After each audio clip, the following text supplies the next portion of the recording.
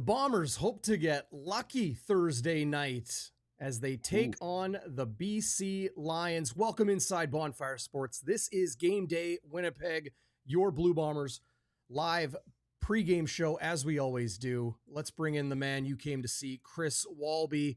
Bluto, last week, I want to get your thoughts on that loss to the Toronto Argonauts as the Bombers fall to 2-6 on the season. But before we do, the main storyline coming into this game is Lucky Whitehead making his Blue Bombers re-debut, and it'll be against his former team. How big is this for the Blue Bombers offense, and how motivated will Lucky be to play against his former team in the Lions? Yeah, I think a little bit of a rejuvenation for Lucky. The fact that he comes back, gets to play a team he played with, but comes back to a team he started with. He had great chemistry, both as a returner and a receiver with Collaros. I think it's a little bit of a comfort zone for Zach now to have somebody, especially with the loss of 𝘽𝙤𝙤𝙧𝙨 now. I'm looking forward to him seeing if he can, kind of get back to where he used to be. He's getting a little long in the tooth right now. Some teams were just hesitating to sign him. He has had a history of being injured the last couple of years. But I think at this point in time, the Bombers need a spark, and Lucky might just be that spark today, and I'm looking forward to see what he does tomorrow night. The Winnipeg Blue Bombers come into this game with some serious changes in their roster. We'll talk about who comes out for Lucky Whitehead to go in. Of course, one of those moves is 𝘽𝙤𝙧𝙨. We'll take a look at the play where he got injured last week against the Toronto Argonauts. He is on the 6-game injured list. We'll look at the entire depth chart and Winnipeg's injury situation, as that has been the predominant storyline through the 2024 season. We'll also get into changes on the offensive line, as that is one glaring area of weakness for the Blue Bombers, albeit Zach Collaros did look a lot better last week, Chris. Pat Neufeld moves to the 6th game. We'll get into that, who comes in for him. And then, of course, the BC Lions. Big changes for them with Keon Hatcher and Michael Couture, our old friend, returning off the 6th game and starting at center for the Lions. But when it comes to the Blue Bombers offensive line, we saw Zach Collaros throw 78% against the Argos, do everything he needed to do to win the game. His one interception, a double tipped ball that was returned for 6 points. But it's the offensive line. It seems like Jekyll and Hyde, Chris. I don't know how else to describe it. Running the football, they look pretty competent, pretty dang good. Is Brady Oliveira right there amongst the league leaders with Kadeem Carey, the Argos. But then pass blocking, they're just not a good unit right now. Collaros has taken way too much heat. Well, I think he's taking a lot of heat, and that's even more kudos to Zach. I think the fact of how he passed for over 300 yards, it was the turnovers, the 3 fumbles, all in scoring position. Those things could, those are points you're just leaving on the board, off the board. I think that he played well, considering, as you say, I believe he was knocked down 6 times, hurried 9 times, sacked 5 times. When you're throwing off your back foot and you're not having the ability to get out and extend plays because the pressure is getting to you, it was awful to see sometimes. Listen, Toronto is the number 1 team sacking the quarterback, so you got to give them some credit. They got a good defense. You see Jake Ceresna right there. They took turns coming after him. They basically beat the interior of that line. The Bombers' interior offensive line was hurting. Now, I'm going to give Pat Neufeld, a bye on this one. I think his knee was hurting. Number 53 at the right guard, you could see that Jake just swam him. Just a simple move to the outside. No guard likes to see that. He left the game after with a knee injury. Now they got Kendall Randolph, a 300-pounder from Alabama, playing right guard. They're going to go with 3 Americans. But, the pressure, as you say, look, here it comes again. They collapse. Well, you see what they're doing is so good, though, DB. They're taking away the ability of Zach to get outside. Mm-hmm. They're forcing him up in the pocket rather than getting him to roll out to the right, which he loves to do. He does that. That's his signature. He gets to the right, throws something, makes something happen. They're not allowing him to get to the outside. They're doing a great job. Here's another pressure coming from the left defensive tackle. But again, look at the outside. Look at how the outside forces him back in. He wants to get to the outside, but you can tell the defense of the Argos was told, keep him in the pocket. Wooly Barron getting a sack on that play. And then on the next play, Chris, that was a loss of 5. This is 2nd and 15. The next play, 𝘽𝙤𝙤𝙧𝙨, who stepped in for Pat Neufeld when he was injured last week, or injured during the game, that is. 𝘎𝙤𝙧𝙀 just went to work and ended up cooking Ellie. Here's we'll see a replay on this play as well. But whether Collaros wants to get outside, whether he wants to step up in the pocket, he just can't find time and space to throw the football. Well, again, that's, as you say, the same move just to the outside, and the ends are coming in. And as you see, the defensive coordinator, they're having a great time. That's Ivan. It's just something when you look at this now.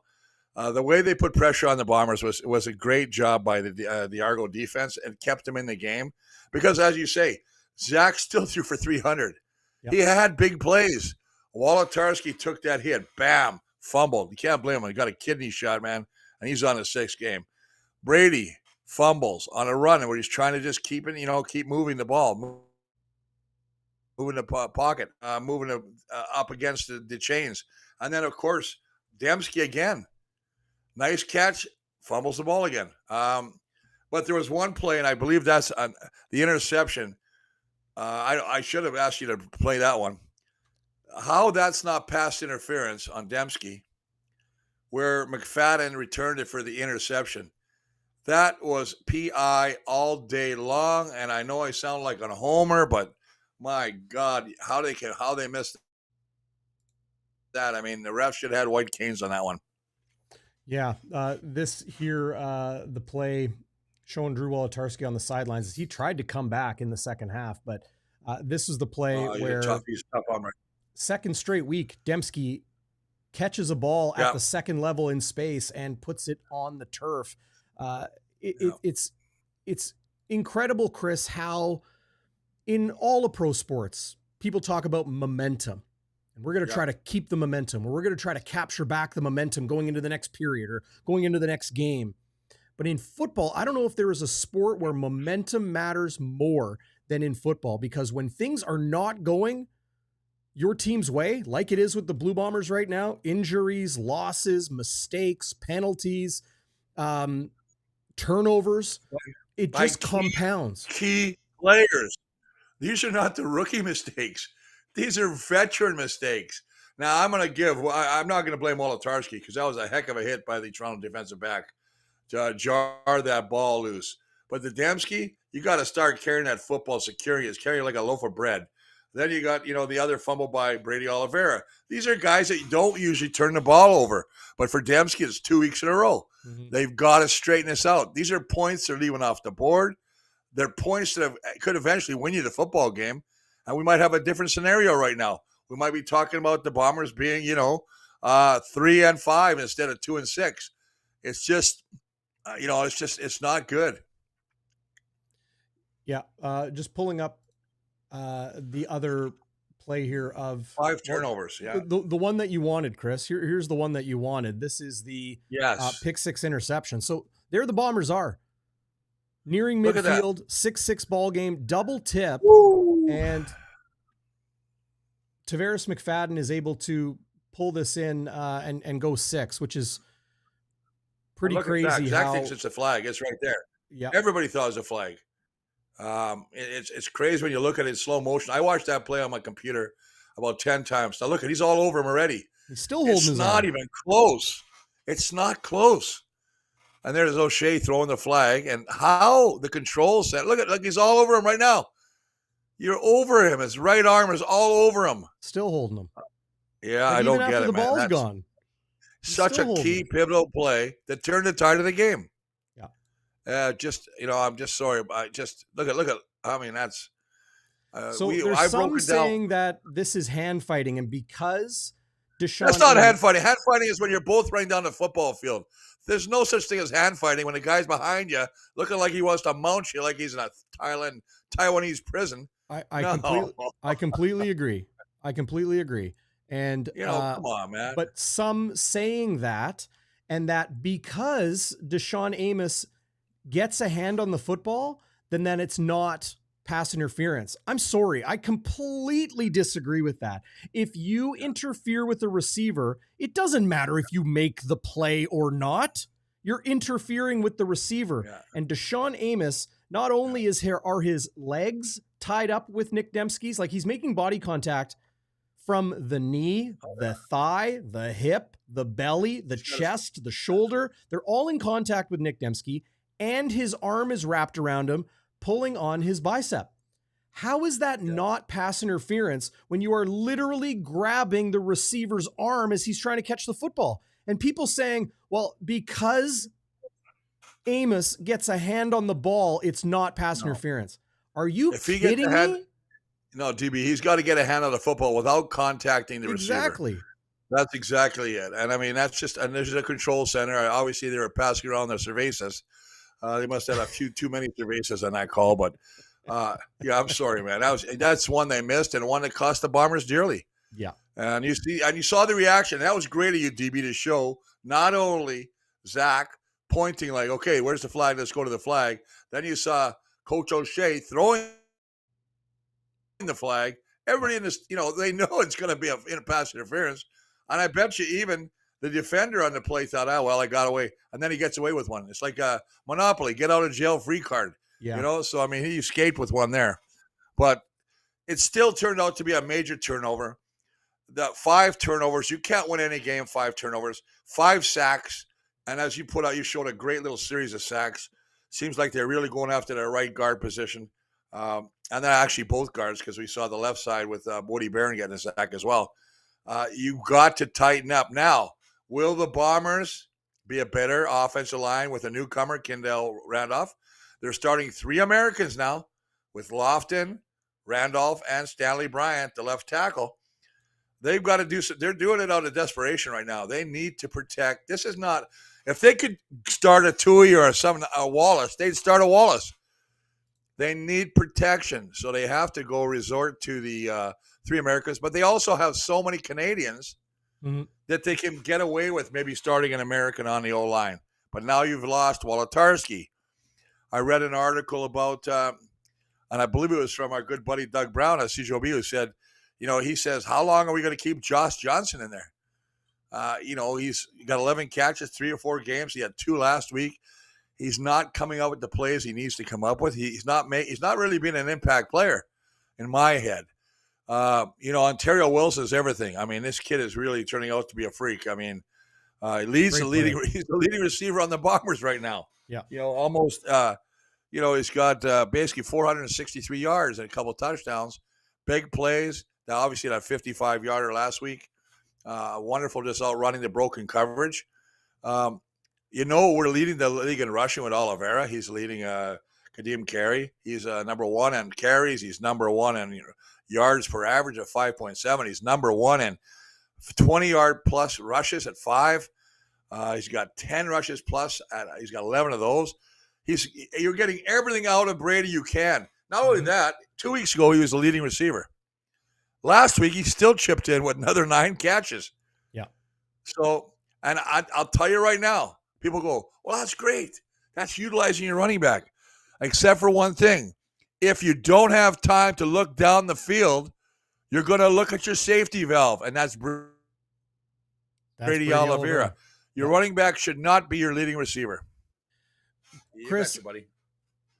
Is there something systematically the Blue Bombers offense can do, whether that is offensive line coach Marty Costello, whether that is offensive coordinator Buck Pierce, his play design, his game calling, his scheming and game planning for the BC Lions, or just, whether it's Stanley Bryant grabbing a guy by the scruff of the neck saying, hey, you got to pick it up. What can this Blue Bombers offensive line do beyond putting Kendall Randolph, an American, at right guard, and playing 3 Americans on that O-line? What else can they do to play better, particularly the pass blocking?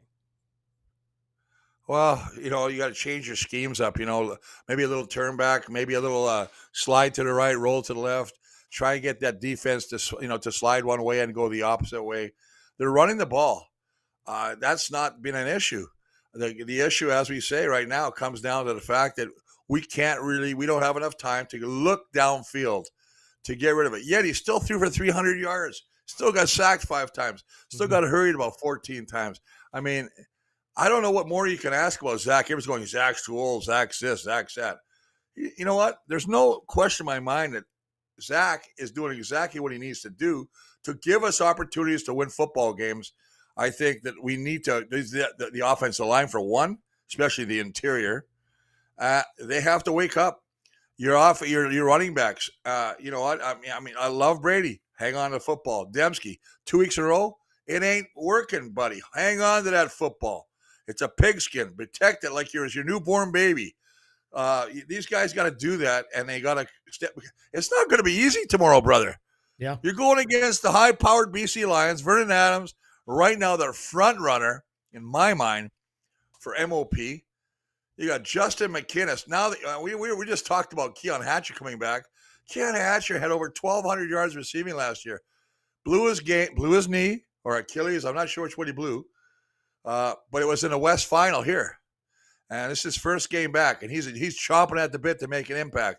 Then you got, let's not forget about Alexander Hollins, who only had 215 yards receiving last game they played the Bombers. 7 catches, 2 touchdowns. They've got weapons. And I'm not even going to, looking at the running game with William, the tank standback. They've got talent, buddy. Bombers have to bring their A game on every category to win this football game. They cannot get behind the ball early and often, and they can't get despondent. They have to stay positive, stay aggressive. You asked me what's going to happen, what they got to do. I think you hit on something that I really liked. You said Stanley Bryant maybe grabbing somebody by the scruff of the neck. I need to see some anger. Yeah. I hate to say it, but you need to see some anger. I don't know if you watched the women's rugby. The sevens, yes. Yeah. I've got to tell you, man, that New Zealand team, they got a girl on that team who she could start in the backfield. She was running through people. We're talking face plants. Hey, those head Olympic jacks. Athletes are amazing. Oh, they're amazing. Great. And actually, I watched it. It's great. It was great. And congratulations to Canada for coming up with a silver. That's their best finish ever. But anyway, get back to our game here. I need some guys to step up. I think Kevon Clearcius, he had a nice catch last week. These new guys have really got to step up and help Zach. I'm really curious to see, as you say, how will Lucky impact this offense? That is going to be the key for me. I mean, he's a veteran. He knows the offense. He's been here 2 weeks now. I believe this will be his 3rd week almost. No, I think this is his 4th. Okay, it could be 4th. He's got 3 weeks under his belt. Yeah. Okay, so my point being, he knows the offense now. Yeah. Right? I mean, that's the thing. So that it can only be a positive. It can't be a negative. Anytime you bring a thing, I know everybody's talking about, what about Rasheed? Where's Rasheed? Rumor has it Rasheed Bailey is going to sign in Ottawa. Oh, that's the rumor I'm hearing now through the grapevine. But it's going to be interesting, right? Yeah, I think it's important to keep in mind as we look at the Blue Bombers injured list. Here, I'll zoom in here for you folks. Okay. Duel 𝘽𝙤𝙤𝙧𝙚, as we mentioned, placed on this. Pardon me? It's like a whole roster. Yeah, it is like a roster. It's like a fantasy team, right? It's like, here's my 15 guys. The point I'm really trying to cut to here is that 𝘽𝙤𝙤𝙧𝙚, who stepped in for Kenny Lawler in week 2, had 111 yards in his CFL debut and then landed on the 6-game injured list. Okay. He is close to returning. So too is Kenny Lawler. The Bombers play the Lions Thursday night. They then have 12 days off before they get back to the practice field. Because it's a Thursday game, they'll get the weekend, the next week, and then the weekend again before they begin practicing for a Sunday game at Vancouver against the BC Lions on August 18th. That's CFL week 11. Yeah. So they begin CFL week 9, have a bye, then wrap CFL week 11 on the Sunday night. So lots of time between now and Winnipeg's next game, the rematch with the Lions. Kenny Lawler should be back for that. 𝘽𝙤𝙧𝙚 will be close. Lucky Whitehead will have a game under his belt and have obviously a couple more weeks to be acclimated with things. Winnipeg is going to be eventually healthy. And one would hope, Yes, they will. with how this season has started, that they're healthy in the home stretch, being that final half of the season when you need to be healthy, because they're going to have a bye week 10, a bye week 15, a bye week 20, lots of time to rest. But all things said, Chris, they need to win. They need to win. Well, you need to win, and the biggest thing, and I know this happens a lot of times. First off, these guys haven't had a bye. I mean, this is a much needed bye for the Bombers. I hope a lot of them, a lot of times you can get lose your concentration a little bit because you're thinking, oh my God, you know what? Next week I'm on a bye. I'm going to fly. I'm going to see my wife. I'm going to go home, see my parents. I'm going to, or my girlfriend, wherever she is, or I might be going somewhere for a week just to get away from football. Mm-hmm. You have to cross all that out because it does play in your mind and say, we just got to take care of what's at hand right now, which is this football game, because it's so much sweeter to go away on a win. And BC is now opposite, DB. Yep. They had, going into their bye, they played their last game against the Calgary Stampeders, and they got beat. Yeah. And then you watch the Calgary Stampeders play last week by Ottawa, and they looked horrible. Mm-hmm. And it's like, what's going on with this league? I mean, the East is 12-6 against the West right now. Bobby Dice in Ottawa has got himself a team out there. But it just tells you, my issue is now BC's angry. They lost. They want to get back into winning ways. So both these teams coming off a loss, even though the Bombers have two.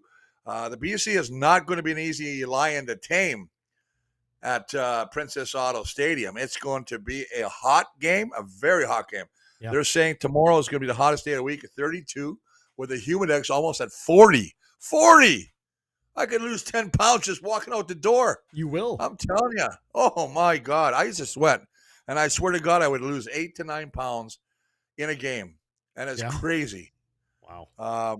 And they'd all tell you, okay, make sure you drink plenty of water after you don't cramp. I'll risk the cramps. I'll take some cold ones, please. That's my body. My body knows what it needs. Amen. But anyway, I think it's going to be an interesting game. Yeah, look, the weather could definitely come into play. We haven't talked too much about the BC Lions and, them coming back to health. Getting Keon Hatcher back in the lineup is obviously huge for them. And same too with Michael Couture. Just last thought on the weather. It's going to be hot, but then it's going to cool off over the weekend. And really through to next week. So as the Bombers go into the bye, the weather will cool down for them, but it's going to be a scorcher, as you mentioned, prior to that. Getting Keon Hatcher back is big. Michael Couture has not played yet this season. Of course, the former Winnipeg Blue Bombers all-star center.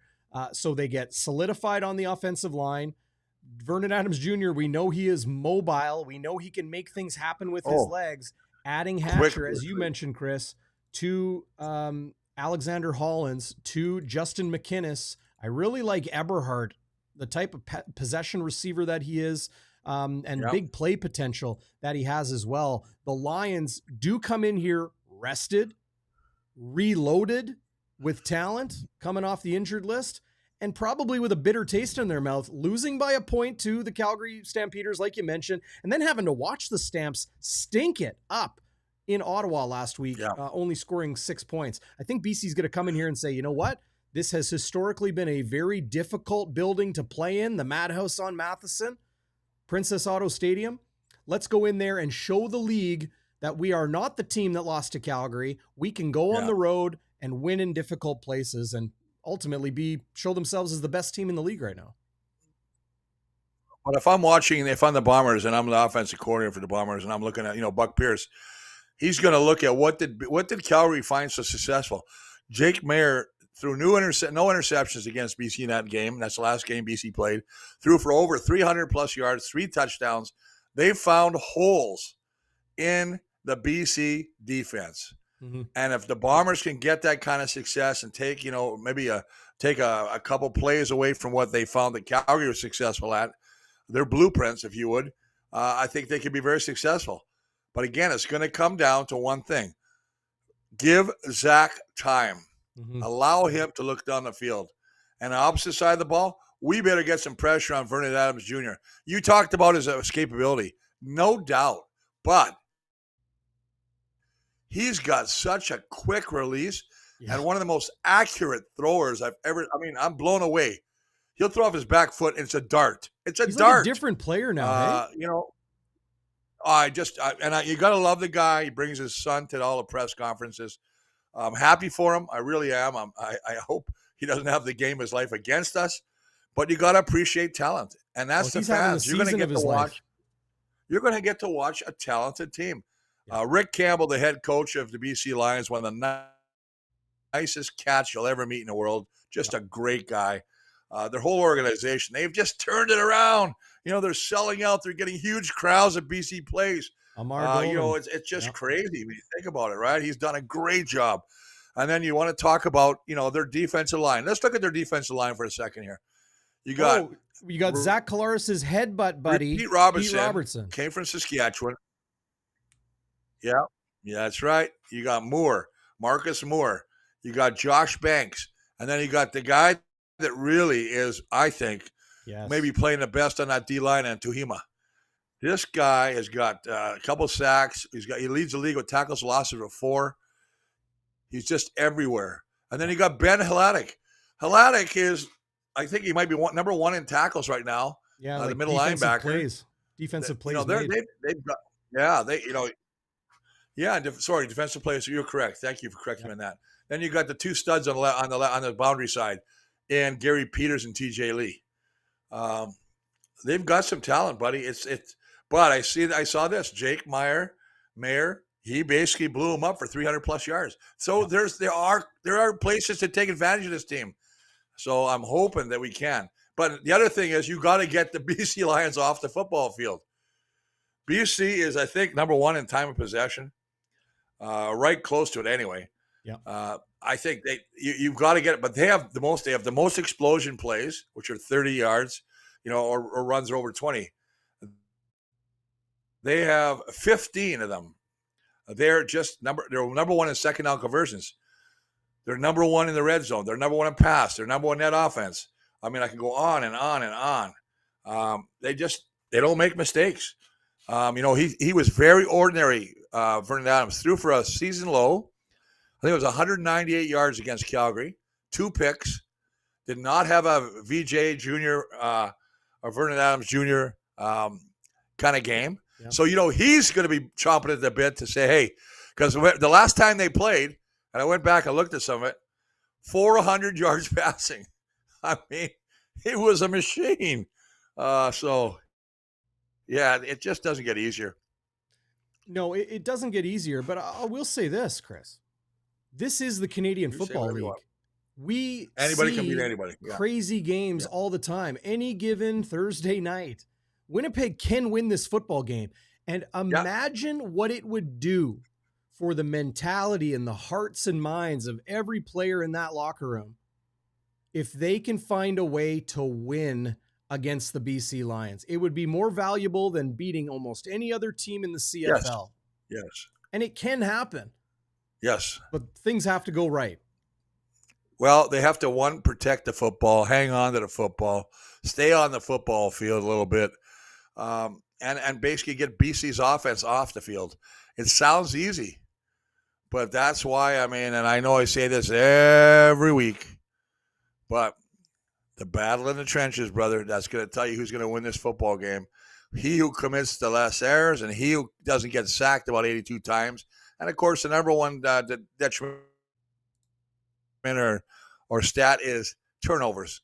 The Bombers have had 8 last 2 games. You can't do that and win football games, especially in critical situations. And we haven't even talked about Mr. Sergio doing commercials for tacos, and all of a sudden he's missing the last 2 field goals.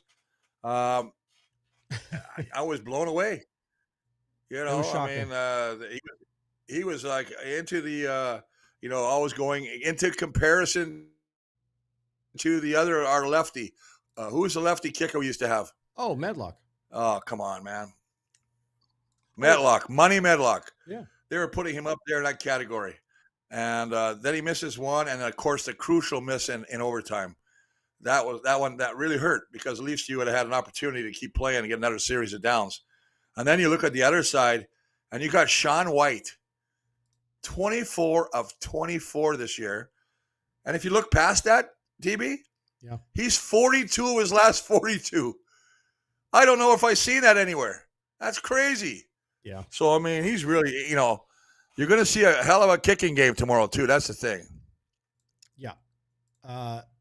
It was the year of the kicker, and it still is the year of the kicker, in my opinion, in the Canadian Football League. But Winnipeg, again, it's those problems compounding with the injuries and the poor play, all of turnovers, and then missing field goals when they're makeable kicks. Tough date for Sergio Castillo, but I mean, when I say what would happen if the Blue Bombers can win, do you think anybody was picking the Calgary Stampeders to win 2 weeks ago against the BC Lions? Nobody. No. Nobody's picking Winnipeg to win this game either. So don't think that I'm crazy. I'm just saying this is the crazy football league, CFL. Yeah. You never know what you're going to get. What you do know you're going to get is an amazing experience at Scotswood Links in Elm Creek, Manitoba. Look at this place. Yeah, amen. Beautiful. Just 25 minutes southwest of the city. You'll be there in no time. Challenging course in fantastic shape, and really amazing amenities at Scotswood Links in Elm Creek, Manitoba. You can find them online, scotswoodlinks.com. That's Scotswood with 1 T. You'll find a link to them in the description of this video if you're watching on YouTube and Facebook. And if you're not, head over there, give us a thumbs up, and see our friends at Scotswood Links. The other thing about Scotswood Links, Chris, is that they have beautiful banquet facilities as well. Look at this clubhouse. Amazing. Beautiful, expansive new clubhouse. You can have your wedding, your special event. It's absolutely stacked for your next amazing experience with special friends and family. So check them out, scotswoodlinks.com. And if you go to scotswoodlinks.com/bonfire, you'll get a healthy discount code for foursome with power carts in beautiful Elm Creek, Manitoba. So big thanks to them. And if you don't feel like going to Elm Creek, Manitoba, you're not a golfer, maybe you want to go to Regina on Labor Day weekend. You can join me and the Bomb Bus, the Bonfire Bus. There'll be the Huss Bus with Hustler and the Winnipeg Sports Talk crew. You can join either bus. Go to the 1930 crew on Instagram, on Facebook, on Twitter, X. You can also email them, the1930crew@gmail.com. And you can join us for an amazing time on Labor Day. $420 per person for quad occupancy, $450 per person for double occupancy. Everything's included. Hotel, tickets. You're going to be sitting in a section with tons of Bomber fans, more than just the 1930 crew, but a lot of those other buses that are going to be less fun. They're going to be in that section as well. You'll get exclusive swag, time with the VIP hosts. I don't know why they're calling me a VIP host, but I'll take it, Chris. Pregame tailgate, drinks, snacks, all types of fun. It's going to be a blast. What are you doing on Labor Day? You want to come? I would love to join you fellows, but you know where I'll be Labor Day? I can tell you right now. At the lake, brother. Yes. That's where I go. Oh, I have to be at the lake. I will be at the Banjo Bowl, though. Okay. I have to say this, remiss. I will be at the Banjo Bowl. Looking forward to hooking up with a lot of the old alumni and in Alumni Alley and seeing some of the great fans at Princess Auto Stadium. So that's on my calendar. I know my kids have been bugging me for my tickets, so they're going to be going. They usually go to all home games. I've been relegated to the couch and the cooler of beer, which has not been bad, I should say. And I'm at the lake a little bit. I was at the lake last Saturday. But you know what's funny? I was going to say about this too, DB. It was interesting. The Bombers played Saturday, and they didn't practice Sunday or Monday. I guess they just had film, more of mental preparation. Yeah, I believe they only had 1 day of practice. One closed practice this week, and then walk through today. And that'll be interesting to see what happens. But short weeks dictate that, though. It's not only the Bombers going into a short week. It's you got to go against a team that's number one in the West, who are coming off a bye and a loss. Yeah. It seems like all your eggs seem to be locked into the BC Lions right now, but I am with you, buddy. Eliminate the turnovers, and the mistakes that really cost you in the game. And you got a great shot in a home crowd, home noise. The noise is great. The fans are great. The weather's going to be great. The beer is cold. The football is going to be fantastic. You know what? They have every opportunity for the Bombers to pull off this. Will it be an upset or will it be considered an upset? Absolutely, because they're 2-6. But anything is possible, and I agree with you, DB. I think tomorrow might be the start of something special. Yeah. Hey, the time is now. There's no more time for, they used to say, quit pussyfooting around, get to it. You say that you would like to see some anger, some aggression, some fire in the belly of the Winnipeg Blue Bombers. The last time they played the BC Lions, it was here in Winnipeg back in week 3, June 21st. It was a 26-24 loss. It was close. With how Winnipeg has been playing, I would say as of late, they've really found ways to shoot themselves in the foot with a frickin' shotgun because they're absolutely blowing the skin off of themselves. But they can play the BC Lions strong.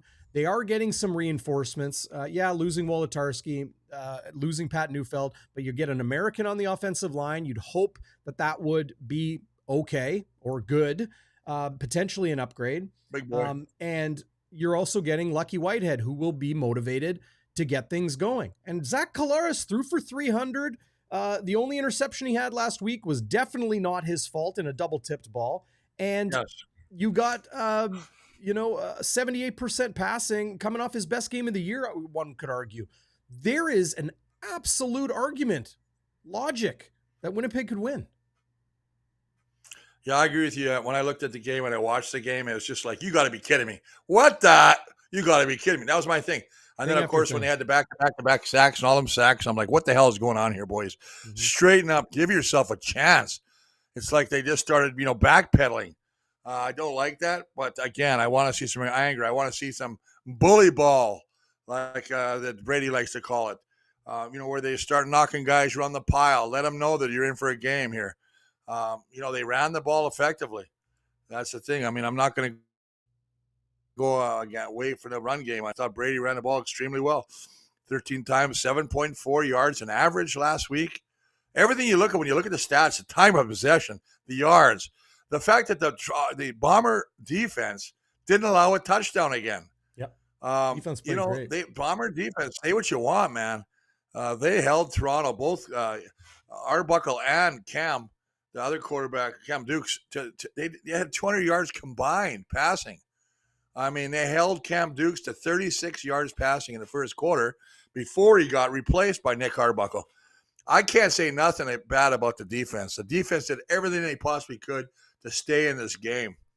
The Bombers basically, they blew it. I'm not going to go because I think aside from a few good runs from this man right here, he bust up the man. Yeah, but he's a leading rusher. They got a good offensive line in Toronto. I think he had 10 for 62. He only carried the ball 10 times, averaged 6.2 yards, but you see the big holes in the middle there. That was a strong run. They didn't give up a touchdown. That's the thing. Yeah, and that's what you want to see. This is a sequence here. After Kadeem Carey picked up a nice chunk there to get into Winnipeg territory, Winnipeg's defense, there's another run. So they were really edging in on territory here, leading 13-6. Okay. Yeah. Big gap there in the defense. However, as the series went on, this is 2nd and 3.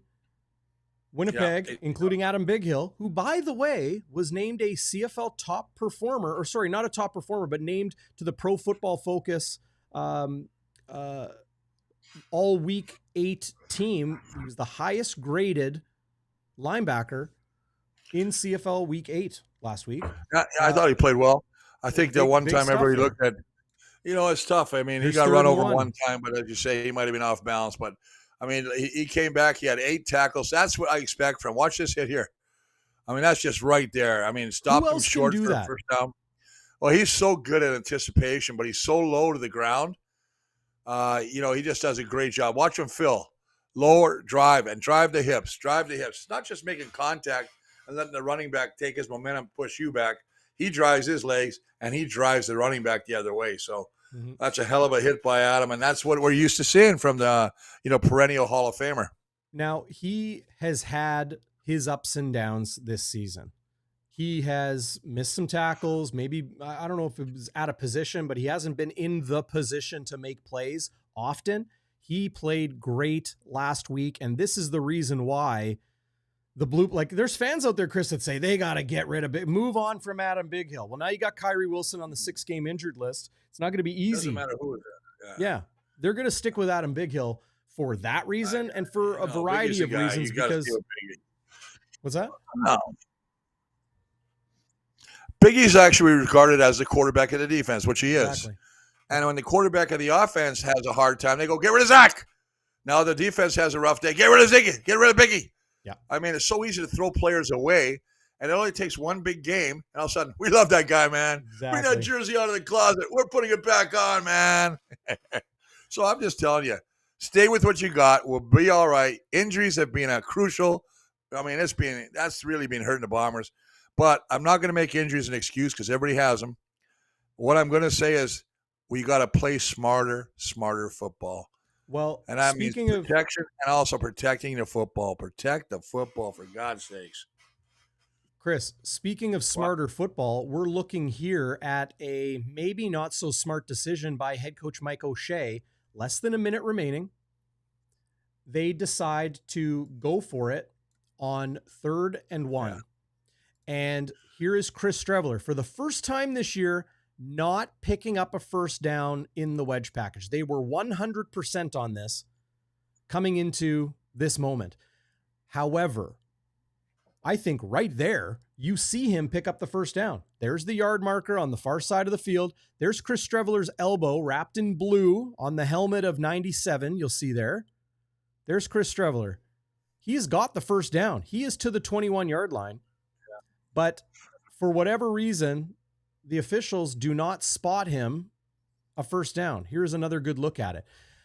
While Winnipeg was they didn't go with jobbed, there it is right there. Picks it up. No, but here's the deal, DB. They don't go with the head. They go with the ball. Well, where's the ball? They go with the ball. Right there above his head. The ball look. is back. The ball is not. No, look. Yeah, after. He's not on the ground yet, though. He is on the pile. The ball is in his arm. Look, the ball is high and tight. It's in his armpit, essentially, right? It's in his chest, his left pec, okay? And there he is down. Look where the yard marker is. Okay. I'll give it to you, DB. Hey, tape don't lie. I know that people went after Coach O'Shea. They're saying, why would you do it? Well, 100%, as you say, I would do it every time, too, and I've had Chris Streveler. Well, it's a no-brainer. Mike O'Shea said after the game, maybe I got a little greedy. No, he didn't. Everybody would have done the same. There is debate of, look, there's 50 seconds left. There's 54 seconds after that play, after that 3rd and 1. So had Winnipeg kicked the field goal, there'd be less than a minute remaining. It would have been a 30-yard field goal, that sort of thing. And there is absolute debate that maybe this was the wrong decision. Well, I disagree 100%. I think that you're taking a chance. You're leading with a minute left? Yeah, but come on. If I got a guy like Zach who runs like a moose, the moose is loose. Well, and we haven't been stopped on 3rd and 1. Like Streveler, yeah. And I could run the clock out and get another, series of downs. Yeah. I'm thinking the same thing. I'm with Coach O'Shea. If I'm putting my money on I'm putting it on 1 red or 1 blue at this time. 1 blue, he's going to get it.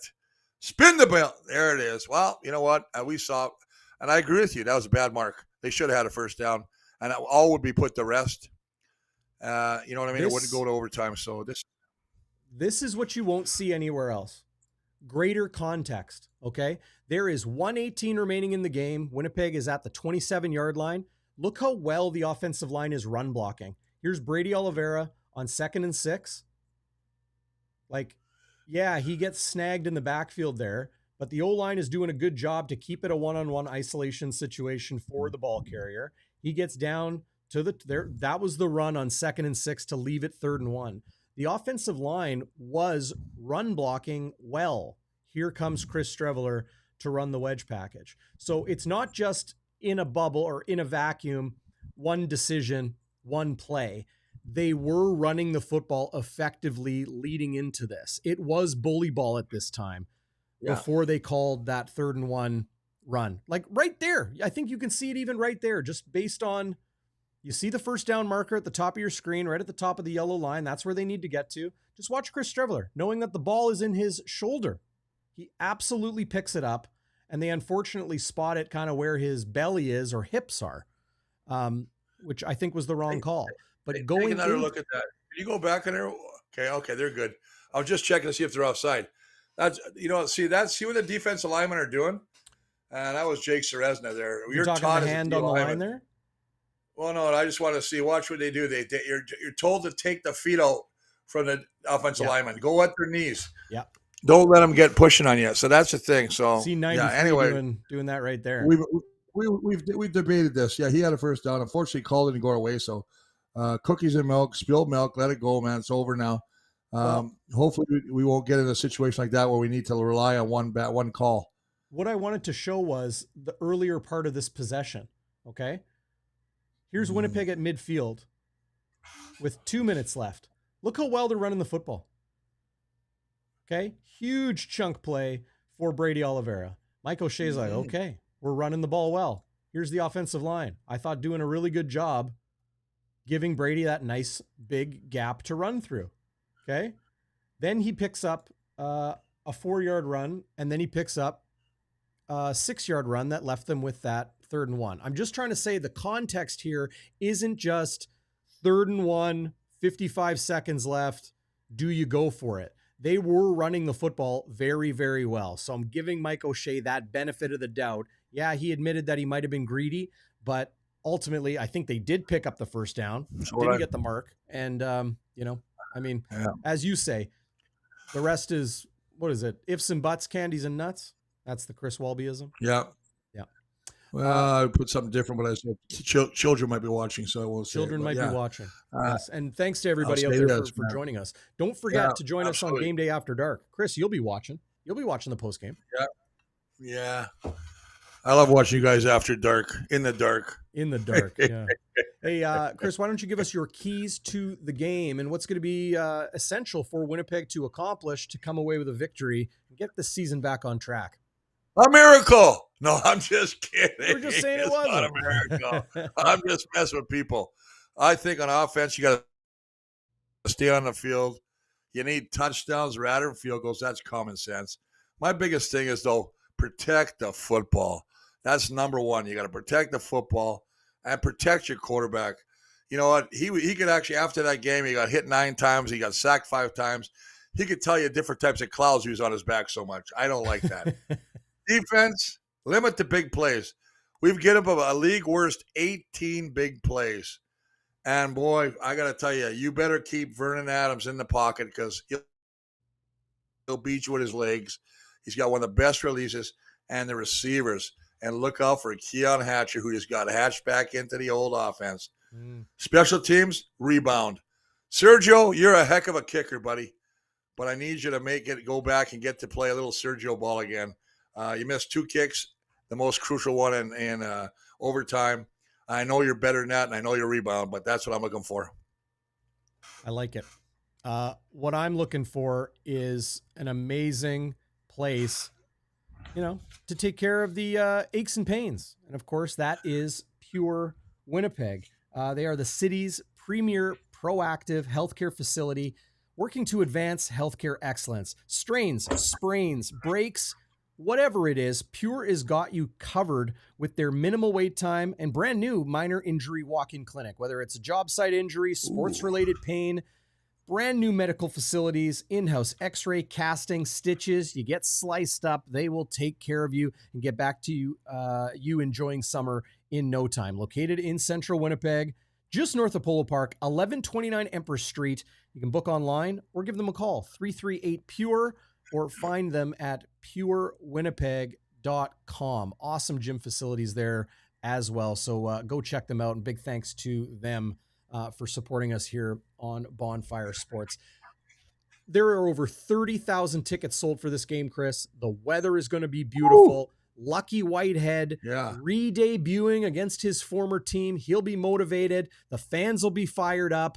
And I mean, hey, a lot of fans out there think, hey, we got nothing to lose. Let's just go enjoy ourselves. But you never know what's going to happen. You know what?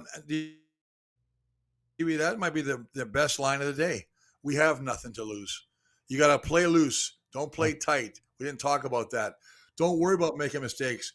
You have to look past the mistakes, and you just got to keep going, keep rolling, and good things will eventually come out. I mean, we're at that stage in a season. Yeah, I think they'd rather be 3-6 than 2-7. But having said that, I think they have every opportunity to pull that out tomorrow. Playing smart, playing in front of your home crowd. I know they're hungry. They're going on a bye week. They get a chance to go and visit their family, friends, girlfriends, ex-wives, wives, whoever they want to meet. I mean, it doesn't matter, right? I mean, geez, it's all good. But let's just enjoy the game. Let's go out and play smart football. Yeah, hey, leave it all out on the field. It's going to be fun. Just like you leave it all out right here on Game Day Winnipeg, Chris. I sure do, buddy. Appreciate your time. Thanks for your keys to the game. And hey, thanks, buddy. Thanks for your camaraderie. Thanks for your friendship. And I'm speaking on behalf of all the Bonfire starters out there. Thanks for helping us all enjoy our game day experience here as Blue Bomber fans. I agree with you, buddy. Thank you for our sponsors.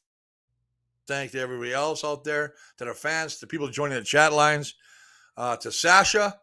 Thank you for sending my dog some treats. Money for treats. I've never seen that before. That's pretty cool. So Sasha, God bless you. My dog loves you, man.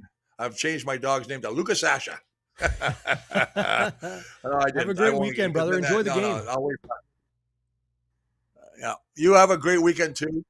Enjoy the weather. Enjoy the win. Bombers tomorrow. I think it's going to be the right day. Thank you. God bless. See y'all later, man.